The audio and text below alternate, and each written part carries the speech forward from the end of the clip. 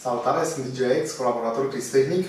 Iată că după ceva așteptări, astăzi am intrat în posesia noilor căști de la Pioneer HDJ 1500. Așa cum vă spuneam, acum au sosit. Cam așa arată ele în cutie. Înlocuiesc practic vechile căști de la Pioneer HDJ 1000. Sunt disponibile în două variante de culori, silver și varianta black. Noi avem aici varianta silver. Haideți să vedem cum arată ele.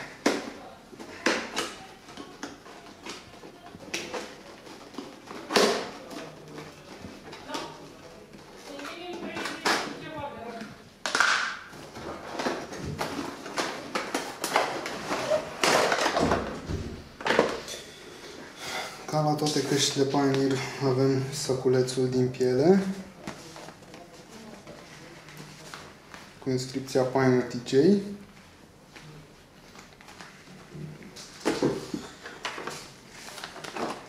Aici când avem certificat de garanție și un scurt manual. Așa arată căștile.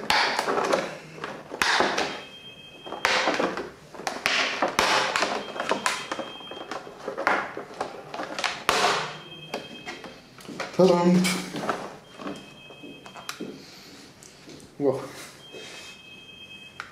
Prima impresie este că sunt foarte ușoare. Spre deosebire de HDJ 1000, acestea sunt din aliaj de magneziu sau ceva de genul ăsta. Asta înseamnă că nu vor mai fi probleme la aceste articulații, nu se vor mai rupe așa de ușor. Mai bine spus, nu se vor mai rupe. Avem cablu pentru ele.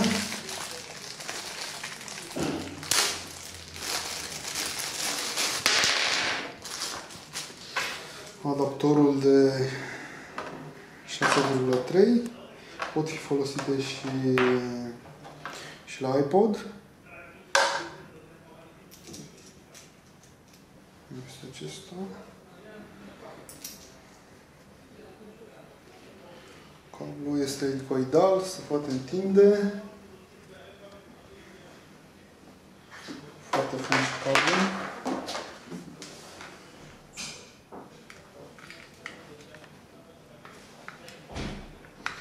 Acestea sunt, avem logo-ul de la Pioneer.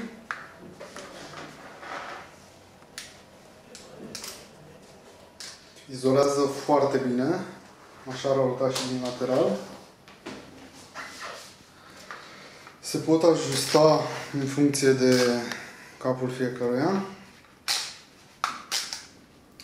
Sunt tare curios să le ascult, să vedem cum se aud. Cum vă spuneam și înainte, pot fi folosite cu orice dispozitiv și cu cele de 3,5.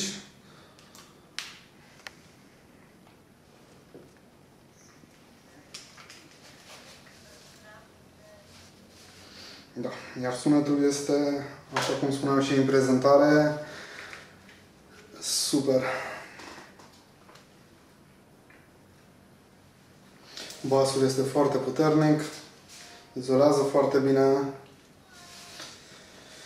Da, niște căști excelente.